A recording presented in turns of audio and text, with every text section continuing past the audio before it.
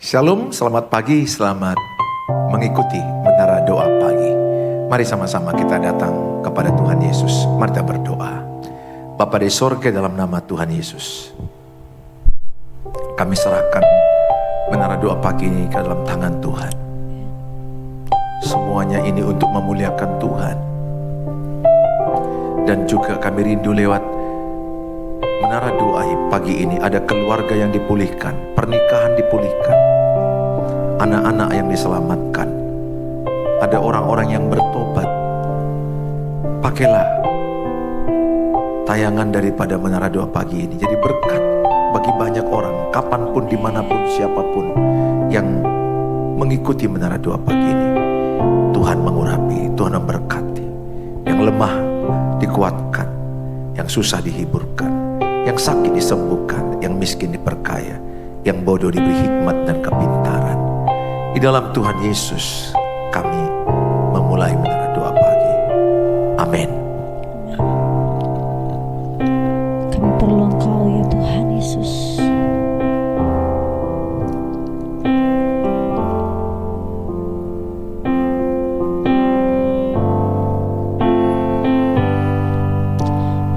Tuhan, tiap jam ku memerlukanmu. Engkaulah yang memberi sejahtera penuh setiap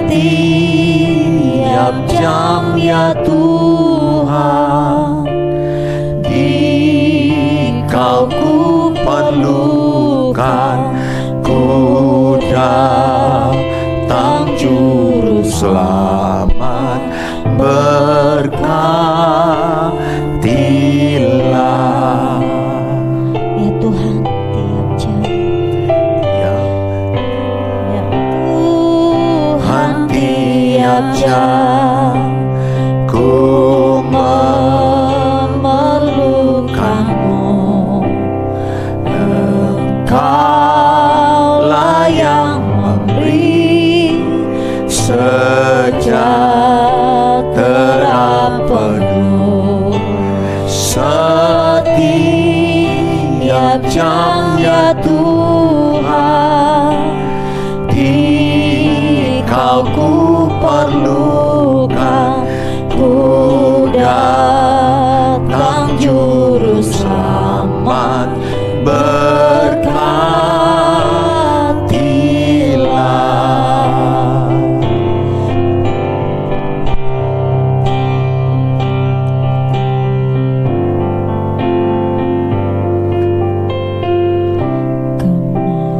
Kemanakah kami mencari kasih sejati? Kemanakah kami berseru saat badai datang menderu? Yang kami tahu hanya Kau yang mampu pulihkan segala sesuatu. Kami perlukan keajaiban-Mu, kami butuhkan sentuhan tangan-Mu. Kami tak dapat jalan sendiri, kami perlu Kau Tuhan. Kami perlukan keajaiban-Mu, kami butuhkan sentuhan tangan-Mu. Kami tak dapat jalan sendiri, perlu Kau Tuhan. Kami perlukan keajaiban-Mu. Kami butuhkan sentuhan tangan-Mu. Kami tak dapat jalan sendiri. Kami perlu Kau Tuhan. Kami perlu Kau Tuhan. Kami perlu Kau Tuhan. Mari kita sembah Tuhan. Mari kita berdoa. Engkaulah kekuatan kami. Kami perlukan mujizat-Mu. Kami perlukan Kau Tuhan sebagai kekuatan. Engkaulah sumber kekuatan. Engkaulah sumber kemenangan. Kami bawa hidup kami.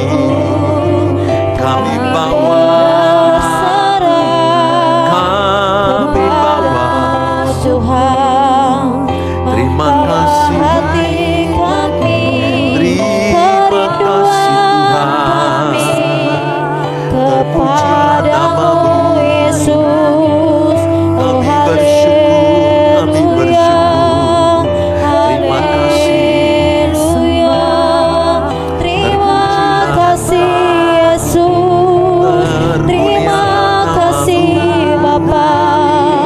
Segala pujian, segala kemuliaan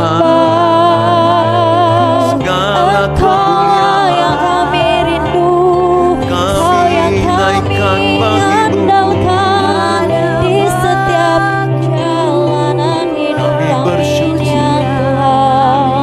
Kami bersyukur Tuhan.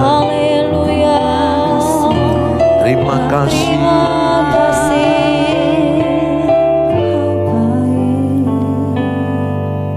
Kau yang selalu punya cara untuk menolong setiap kami ya Tuhan Yesus.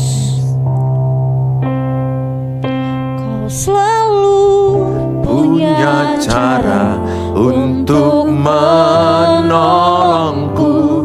Kau selalu punya jalan keajaiban-Mu. Kau dahsyat dalam segala perbuatan-Mu. Dan ku tenang di dalam cara-Mu. Kau selalu punya cara untuk menolongku. Kau selalu punya jalan keajaiban-Mu. Kau dahsyat dalam segala perbuatan-Mu. Dan ku tenang di dalam cara-Mu. Dan ku tenang di dalam cara-Mu. Dan ku tenang di dalam cara-Mu. Bapa di sorga, dalam nama Tuhan Yesus, kami bersyukur Tuhan buat hari ini. Sebentar kami mau mendengarkan firman Tuhan. Tuhan berkati kami dengan firman-Mu. Tuhan kuatkan, Tuhan tolong, Tuhan hiburkan kami. Dalam Tuhan Yesus kami dengarkan firman-Mu. Amin. Shalom Bapak Ibu, senang ketemu Bapak Ibu kembali. Saya berharap semua dalam keadaan baik-baik dan sehat. Tetap semangat, jangan lupa banyak minum air putih hangat. Dan jangan lupa berolahraga. Mari hari ini kita diberkati dengan firman, dengan tema doa yang menggerakkan kuasa Allah. Tulis dalam kolom, doaku menggerakkan kuasa Allah. Tulis dalam kolom, doaku menggerakkan kuasa Allah. Sehingga saudara percaya bahwa ketika Bapak Ibu berdoa, kuasa Allah sedang bergerak. Kalau tidak salah dalam Mazmur 77 ayat yang ke-20 bilang begini, jalan-jalan Tuhan tidak kelihatan. Jalan-jalan Tuhan dikatakan, coba ayat yang ke-20, jalan-jalan Tuhan itu tidak kelihatan. Jadi pada saat kita berdoa, demikian bunyinya Mazmur 77 ayat yang ke-19, tapi kalau di digital di ayat 20, melalui laut jalanmu dan lorongmu, melalui muka air yang luas, tetapi jejakmu tidak kelihatan. Jejak Tuhan tidak kelihatan. Jadi ketika Musa angkat tangan, Tuhan bekerja dengan kuasanya, sehingga di lembah Yosua dengan pasukan Israel menang mengalahkan Filistin. Kenapa? Karena berdoa. Secara jumlah mereka kalah, kekuatan kalah. Tapi kalau kita berdoa, maka yang bekerja itu Tuhan. Maka kita anak-anak Tuhan jangan lupakan berdoa. Jangan lupakan doa pagi-pagi. Jangan lupakan bersekutu dengan Tuhan. Jangan lupakan Tuhanmu. Jangan lupakan pengajaran Tuhan. Jangan lupakan firman Allah. Jangan menolak pengajaran firman. Percayalah, orang yang berdoa pasti menang. Pengalaman hidup saya, ketika saya tidak berdoa, saya kalah. Saya lemah, saya mundur. Tapi ketika aku kembali berdoa, saya dikuatkan Tuhan. Jadi doa itu memberikan kita kekuatan. Kita baca firman 1 Raja-Raja 18 ayat 36 sampai 39. 1 Raja-Raja 18 ayat 36. Kemudian pada waktu mempersembahkan korban petang, tampillah Nabi Elia dan berkata, "Ya Tuhan Allah Abraham, Allah Ishak, Allah Israel," atau Allah Yakub disebut juga, "pada hari ini biarlah diketahui orang bahwa Engkaulah Allah di tengah-tengah Israel, dan bahwa aku ini hamba-Mu, dan bahwa atas firman-Mu lah aku melakukan segala perkara ini." Jawablah aku ya Tuhan, jawablah aku, supaya bangsa ini mengetahui bahwa Engkaulah Allah ya Tuhan, dan Engkaulah yang membuat hati mereka tobat kembali. Lalu turunlah api Tuhan menyambar habis korban bakaran, membakar kayu api, batu dan tanah itu, bahkan air yang dalam parit itu habis dijilatnya. Ayat yang ke-39. Ketika seluruh rakyat melihat kejadian itu, sujudlah mereka serta berkata, "Tuhan dialah Allah, Tuhan dialah Allah." Dari cerita ini saudara, bagaimana Nabi Elia membuktikan Allah Israel, Allah Abraham, Ishak, Allah Yakub adalah Allah yang hidup, Allah yang berkuasa, Allah yang benar. Ketika itu banyak nabi Baal, nabi-nabi palsu mengarahkan umat Israel menyembah dewa-dewa, menyembah patung-patung. Mereka mulai tersesat, banyak yang ikut tersesat. Pada waktu itu Raja Ahab dengan istrinya Ratu Isabel yang sangat menakutkan, menggiring banyak orang akhirnya menyembah kepada nabi, menyembah kepada Baal-Baal, dewa-dewa dan patung-patung itu. Israel tersesat. Allah membangkitkan Nabi Elia, bersuara kenabian supaya bertobat. Maka dia berkata kepada 450 nabi Baal, nabi palsu, "Ayo kita buktikan Allah mana yang benar, Allah mana yang hidup.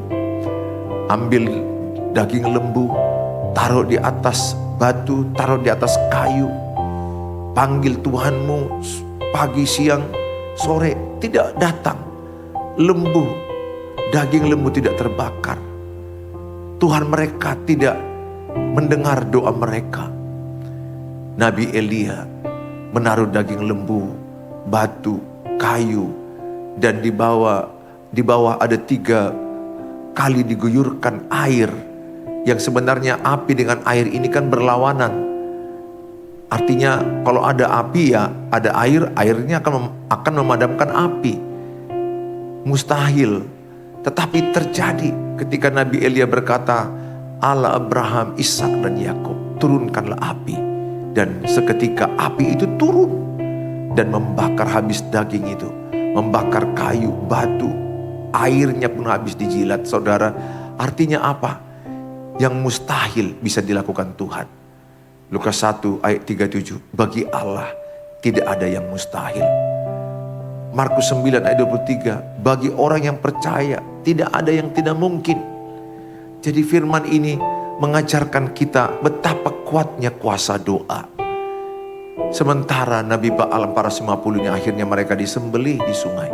Karena mereka adalah nabi palsu. Konteks pada waktu itu seperti itu, cerita itu. Mereka tidak menyembah Allah yang benar. Mereka menyembah Allah yang salah. Allah yang tidur, yang sebenarnya bukan Allah. Mereka memanggil pagi siang, tidak ada terjadi apa-apa. Saudara, sadarkah saudara? Allah yang kita sembah, Allah yang berkuasa, Allah yang hidup, Allah yang hebat, dahsyat, Allah pencipta alam semesta. Bagaimana kita berdoa menurunkan kuasa Allah? Saya mengajak setiap saudara mengenal Allah. Makanya Elia berkata, Allah Abraham, Ishak, Allah Yakub. Ini artinya pengenalan akan Allah. Umat yang mengenal Allahnya akan tetap kuat dan bertindak. Penting kita berakar baca firman Allah. Penting kita memiliki saat teduh. Penting kita baca firman. Supaya kita mengenal Allah. Supaya kita berakar. Roma 10 ayat 17. Iman timbul dari pendengaran. Pendengaran akan firman Allah. Ketika kita mendengar firman seperti pagi hari ini. Kita mendengarkan firman kapanpun. Kita baca firman Tuhan dengan pimpinan Roh Kudus. Maka iman kita semakin berakar. Semakin dalam. Sama dengan pohon korma. Kalau ditanam, pohon aras Libanon itu ditanam di padang gurun. Itu benihnya itu harus dalam ditanam. Supaya berakar dalam.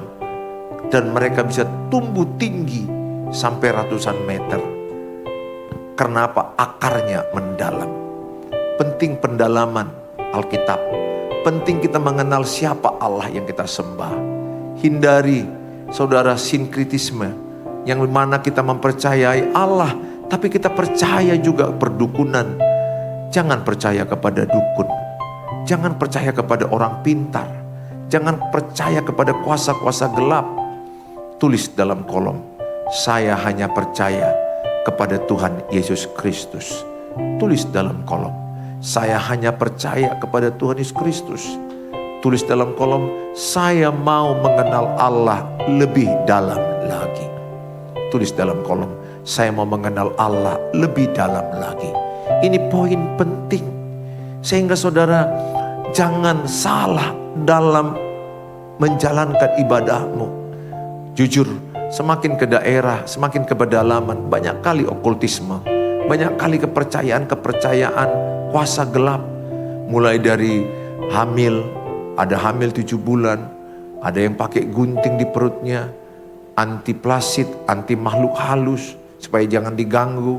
Ada kepercayaan acara-acara adat yang menyalahi firman Allah. Ingat, adat tidak salah, budaya tidak salah. Mengenal simbol-simbol budaya adat orang itu saling menghormati. Tapi kalau sudah mulai memindahkan keyakinanmu dari Tuhan Yesus, itulah berhala. Ingat hukum pertama, jangan ada ilah lain. Jangan ada Allah lain selain Tuhan Yesus. Apapun sukumu, jangan lakukan tindakan adat yang menyimpangkan imanmu dari Tuhan Yesus. Imanmu hanya kepada Tuhan Yesus. Jangan ada keyakinan-keyakinan yang lain. Tahyul-tahyul nenek moyang, jangan. Ya contoh aja lah, ada orang yang cuci muka di kuburan. pernah bertanya ke saya, Pak Pendeta, bolehkah cuci muka di kuburan? Saya bilang, kalau untuk menyegarkan boleh. Untuk kita lebih segar, lebih fresh. Tapi kalau karena keyakinan roh orang mati ini jangan mendekatimu, nah itu penyimpangan. Menaruh garam di peti mati. Kalau sekedar menaruh batu es di bawah supaya jangan cepat membusuk jasadnya, itu boleh-boleh saja. Ada orang taruh kopi, itu boleh-boleh saja. Tapi kalau untuk menaruh sesuatu benda supaya nanti ini orang mati jangan mengganggu kami, itu udah salah. Kultus tahyul-tahyul seperti ini udah banyak sekali. Makin ke kampung, makin ke daerah, makin banyak yang salah. Itu yang namanya perpaduan kuasa okultisme dengan percaya Allah, digabungnya. Nggak boleh. Kalau kita hanya percaya Tuhan Allah, kita hanya percaya kepada Allah Abraham, Ishak, Yakub, kita hanya percaya Tuhan Yesus Kristus, udahlah hanya percaya Tuhan Yesus. Jangan percaya yang lain.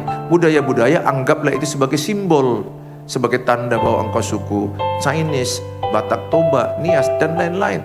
Tapi tidak boleh memindahkan imanmu kepada tahyul-tahyul itu, kepada kuasa-kuasa kegelapan. Nggak boleh engkau percayai roh orang mati memberkati engkau. Nggak boleh engkau mempercayai roh orang mati mendatangi engkau. Nggak boleh. Percayai hanya kepada Tuhan Yesus. Bahkan ada orang namanya bintang apa, bintang ini. Ada orang terlalu mengkultuskan sio ini, sio ini, sio ini. Kalau saya bilang, ya sio kita sio Yesus. Percaya Tuhan Yesus itu. Yang lain-lain itu wawasan, ilmu, pengetahuan, ya udahlah diketahui saja. Atau budaya-budaya boleh saja simbol-simbol. Tapi untuk kepercayaanmu hanya ada satu, percaya Tuhan Yesus. Tulis dalam kolom, saya hanya percaya Tuhan Yesus, kekuatanku yang memberkati aku. Hanya itu. Saudara yang saya kasihi, makanya penting sekali. Dan berikutnya, kalau saudara meminta sesuatu supaya doamu dijawab Tuhan, punyalah motivasi supaya nama Tuhan dipermuliakan. Nabi Elia meminta supaya Tuhan yang dimuliakan, supaya mereka mengenal Allah Abraham, Ishak, dan Yakub, supaya mereka mengenal Tuhan, itu katanya. Jadi tujuan daripada Nabi Elia minta api turun, supaya orang-orang Israel bertobat, meninggalkan dewa-dewa, meninggalkan tahyul-tahyul, meninggalkan patung-patung, meninggalkan ajaran nabi-nabi palsu, nabi Baal. Itu kerinduan. Makanya kalau engkau rindu doamu dijawab, pertama, mengenal Allah. Kedua, supaya nama Tuhan dipermuliakan. Ketiga, supaya banyak orang bertobat, supaya banyak orang diselamatkan ketika masa-masa sakit yang kualami sampai hampir mau mati. Saya diingatkan Tuhan 1 Petrus 4 ayat 2. Di 1 Petrus 4 ayat 2 ini ayat rema bagi saya. Diingatkan Tuhan. Kenapa saya merasa 2020 masa COVID itu, saya juga terpapar COVID dan kemudian saya juga penyakit gastritis dan rasanya mau mati. Saya diingatkan Tuhan dengan ayat ini, supaya waktu yang sisa jangan kamu pergunakan menurut keinginan manusia, tetapi menurut kehendak Allah. Tuhan, aku bilang, kalau masih kau berikan aku hidup, aku mau sungguh lebih dalam lagi hidup bagi Allah. Saya tidak lagi hidup kepada keinginanku, saya tidak lagi hidup kepada pikiranku, tapi saya hidup bagi Allah sepenuhnya hidupku. Sehingga muncullah YouTube ini, muncullah ada di TikTok dan berbagai hal, karena aku mengisi hidupku hanya untuk kehendak Allah. Saya tidak lagi hidup memikirkan harta, kekayaan, yang lain-lain, bukan lagi itu orientasiku. Tapi fokusku bagaimana hidupku di sisa waktuku ini memuliakan Allah. Nama Allah ditinggikan. Dan kerinduanku, banyak pernikahan diselamatkan. Banyak anak-anak diselamatkan. Banyak keluarga dipulihkan. Karena banyak keluarga yang sakit. Saya bersyukur lewat hidup saya dengan istri, udah banyak pernikahan diselamatkan. Udah banyak anak-anak yang diselamatkan.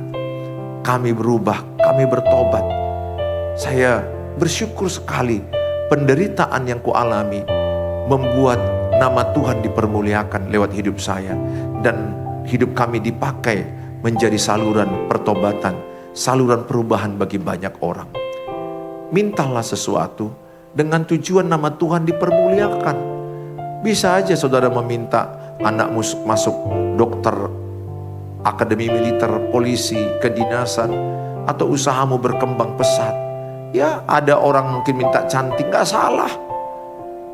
Asal semua yang diminta itu tujuannya mempermuliakan Tuhan. Badan lebih langsing, lebih sehat, mempermuliakan Tuhan. Bukan diminta untuk kesombongan, bukan diminta untuk memegahkan diri. Minta usahamu berlipat ganda berhasil, boleh. Tapi seluruh usaha yang berhasil itu biar nama Tuhan dipermuliakan. Dan lewat usaha yang berhasil itu, bantulah pelayanan, bantulah orang miskin, bantulah keluargamu yang susah. Dan lewat hidupmu banyak orang bertobat.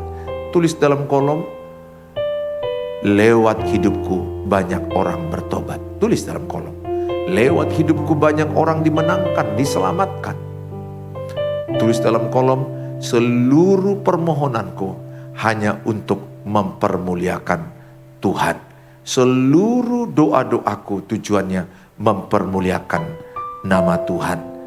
Doa yang menggerakkan kuasa Allah. Yang pertama, karena engkau mengenal siapa Allah.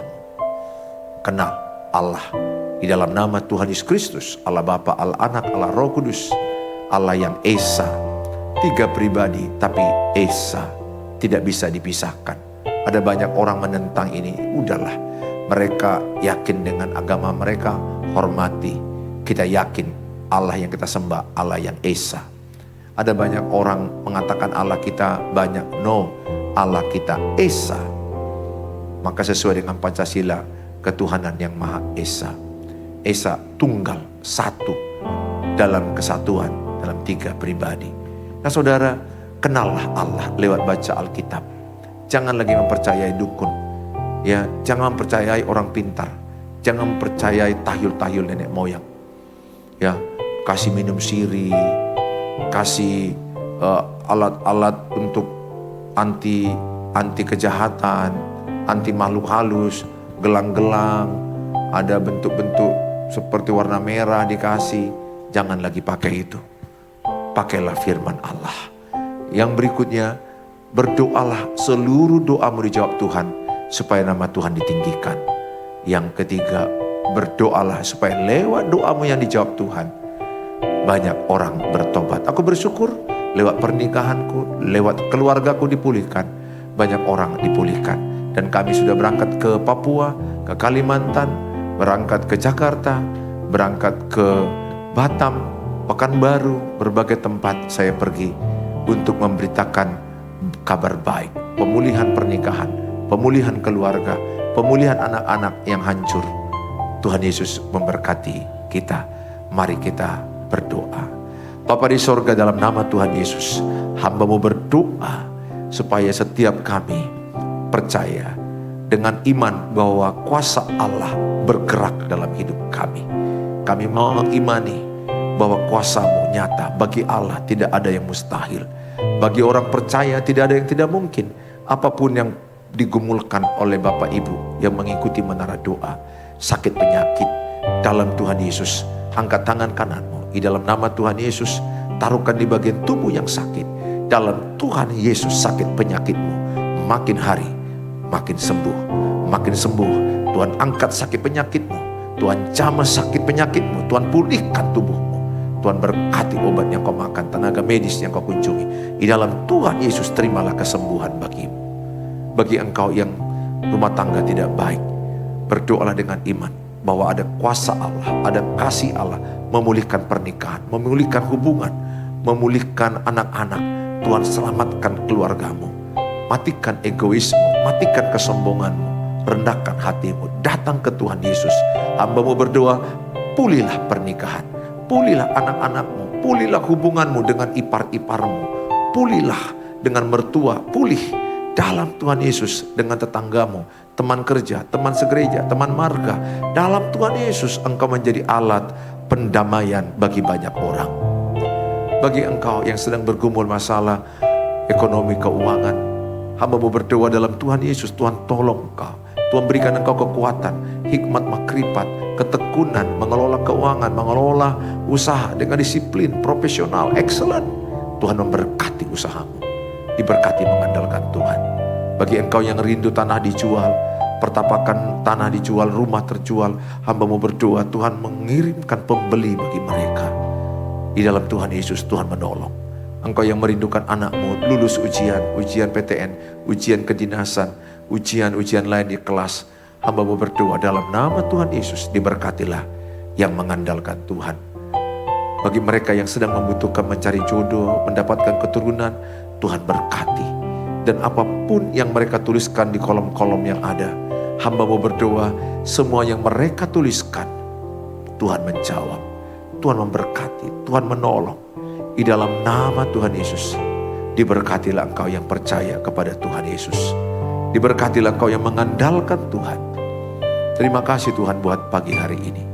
Kami serahkan pekerjaan kami serahkan usaha kami, kesehatan kami, keluarga kami. Di dalam nama Tuhan Yesus kami berdoa. Mari kita ucapkan doa Bapa kami. Bapa kami yang di surga, dikuduskanlah namamu, datanglah kerajaan. Jadilah kehendak-Mu di bumi seperti di surga. Berikanlah kami pada hari ini makanan kami yang secukupnya. Dan ampunilah kami akan kesalahan kami, seperti kami juga mengampuni orang yang bersalah pada kami. Dan janganlah bawa kami ke dalam pencobaan, tapi lepaskanlah kami daripada yang jahat, karena Engkau yang punya kerajaan dan kuasa dan kemuliaan sampai selama-lamanya. Amin. Angkatlah kedua tanganmu, Tuhan menyinarkan wajahnya padamu. Tuhan memberkati, melindungi, menjagai engkau. Tuhan membuat engkau berhasil dan beruntung. Tuhan menyelamatkan seisi rumahmu. Bawalah berkat, damai, sejahtera dari Allah Bapa, cinta kasih sempurna dari Tuhan Yesus, penyertaan Allah Roh Kudus menyertai kita sekarang sampai selama-lamanya. Dalam Tuhan Yesus yang percaya katakan amin, amin. Bapak Ibu, apabila Bapak Ibu terberkati dengan tayangan ini, silakanlah bagikan link ini kepada sebanyak orang, sebanyak mungkin grup-grup WA, saudara-saudaramu. Dengan membagikan link ini, saudara sudah terlibat pembagian firman Allah, sudah terlibat memberitakan firman Tuhan.